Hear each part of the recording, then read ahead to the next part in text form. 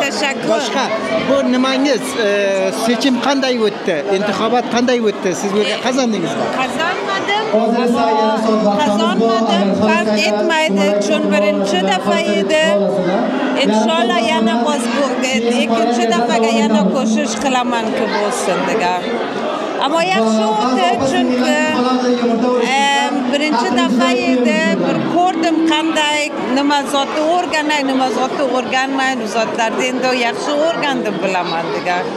Ama ko'p yaxshi, ko'p zahmat qildingiz, ko'p chopdingiz, nima qildingiz, yaxshi.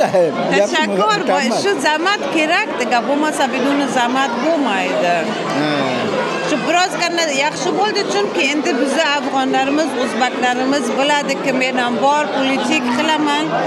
Men majbur emas-ki parlamentga o'tirsam, boshqa zotlar ham bor-ki, unga shu bilan yordamimiz bor, o'z nafarlarimizga boydi, uchun ham bo'lsam, endi ayta olmayman, xo'p men o'tmadim, endi uyga o'tiraman, zot qilmayman, unday emas. Boyat shu aytgan ishlarimni bozam qilsam, chunki u muhim. Ikki palvon maydonga chiqdi zaman bittasi yeniladi. Farq qilmaydi. Bittasi o'tadi, bittasi yeniladi. Ammo ko'p yaxshi. Ko'p yaxshi.